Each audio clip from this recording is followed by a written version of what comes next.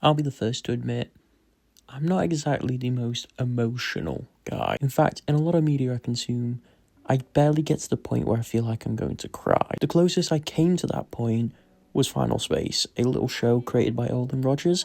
Episode 6 specifically, if you know, you know. But that all changed when I ran into Clair Obscur Expedition 33. So, if you sit down with me today, I'll tell you how this game broke me.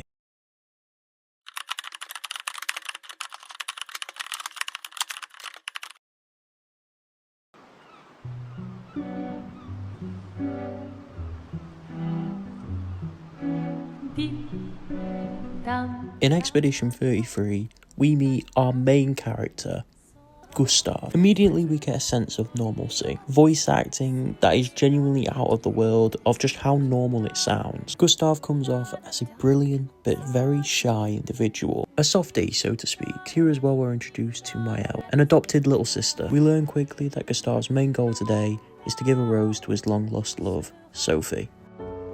You still got a flower to give, no? Yes.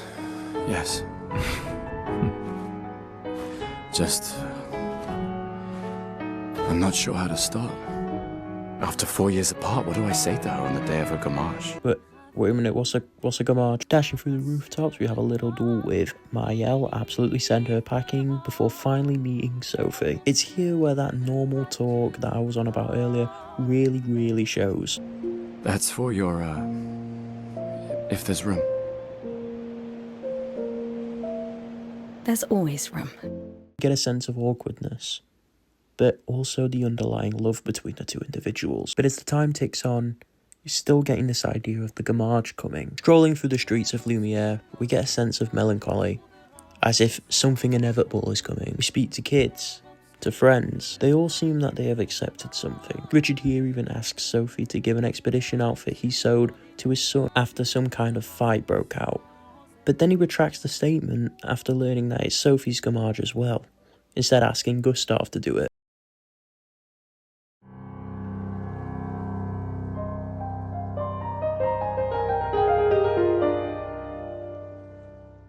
We finally learn what the gamage entails. A ceremony once every year, a ticking down number that erases anyone of that age, and thus it's Sophie's time. The scene holds for quite an uncomfortable time.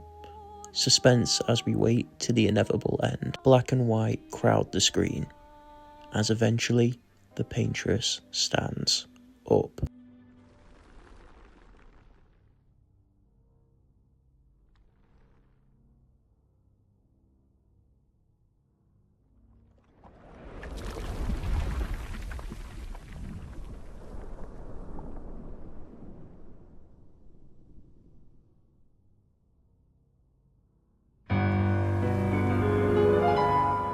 And thus, Sophie's fate is sealed. It's here where, I'm not gonna lie, we get introduced to one of the greatest soundtracks in gaming. We watch as friends, people we know, people we literally just spoke to, fade. All but one. Gustav's love interest, Sophie, in her final moment. I know.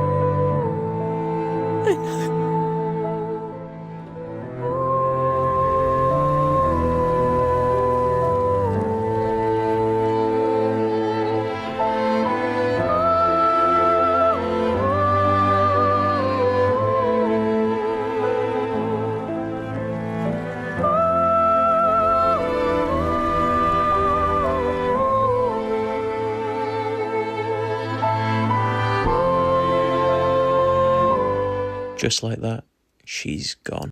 We see the agony, the heartbreak on Gustav, and we feel that as well. This prologue gives us that reason to fight the paintress and save this world. The prologue has made us care about the characters. Now, let's see how Gustav gets on. At the Expedition Festival, held before we set off, we get a chance to speak around and meet some of the people we will be going out with. It's here where we get that first sense of belonging, like a family. We speak and drink a lot of wine, for some reason. And hey, if you need more of a fucking motivation to go kill the Paintress, we get a whole fucking speech about it. The whole of Lumiere relies on the expeditions to try and kill the Paintress to stop the Gamage. It hasn't worked for 67 years, but we say fuck it and head out. Arriving on the mainland continent, we're on a dark shore. That's when we meet him, the white-haired man. But wait a second, he's old. How has he not been killed by the Gamage? Maybe he has answers. Maybe he can help us.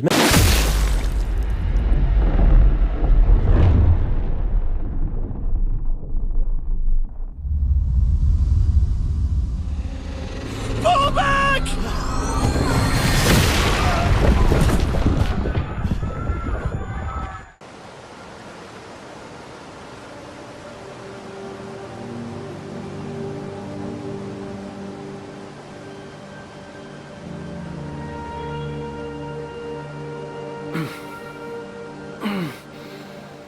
We awake in the spring meadows. For all we know, we've just lost our entire crew. It's just Gustav left. We stumble towards the only objective we have left. Make it to the indigo tree. Along the way we have to cut in to a cave. It's here where we find the aftermath of everything that just happened. Our team fully decimated, and with us the lone survivor. Gustav takes a seat, and we see the absolute resignation on his face. It's here where the game kind of takes a little bit of a shocking turn, something I didn't expect. Gustav gives up. He slowly forms a pistol in his hand and brings it to his head. Just as he's about to pull the trigger, he's saved by a voice.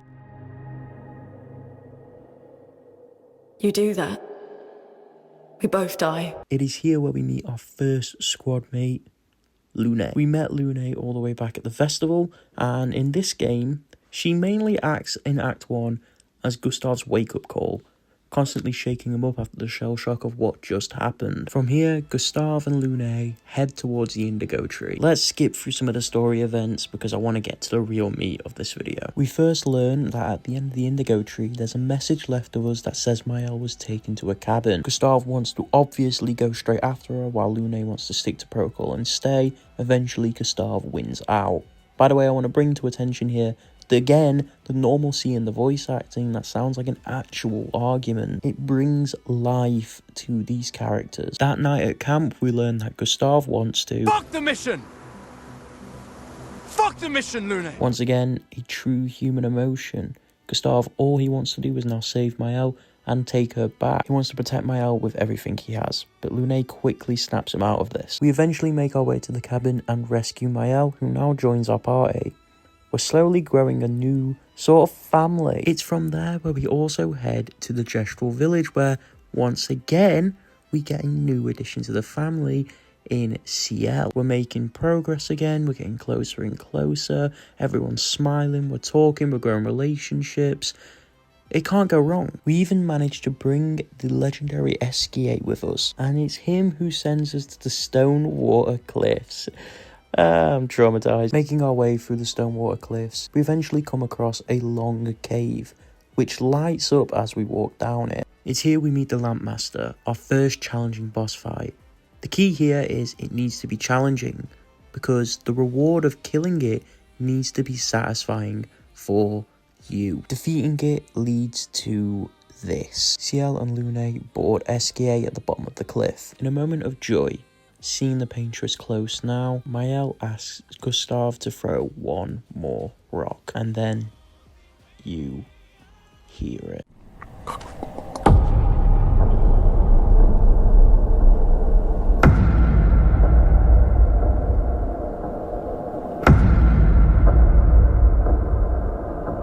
A normal conversation. And that one. The rising tension. Does it really matter? And then. Well, you know, like I always say, it's not about the rock. It's more about... Gustav.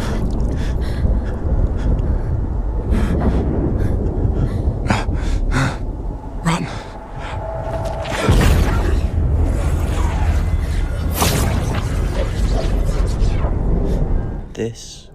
is when my heart broke. The character I have loved throughout this entire story so far is on the brink of death.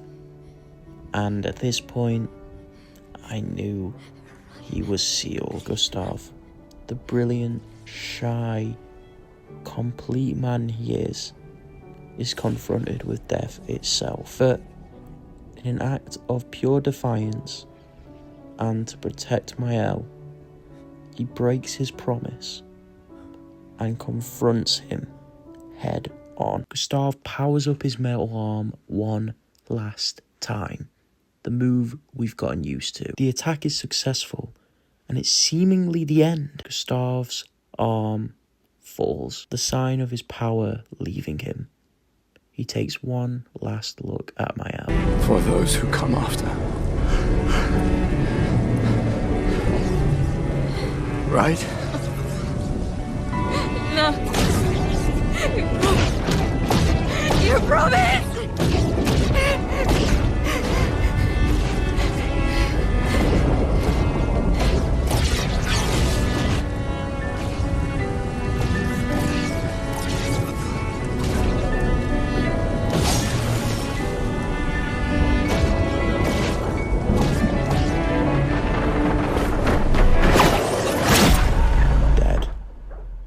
Gone. A hero, a brother,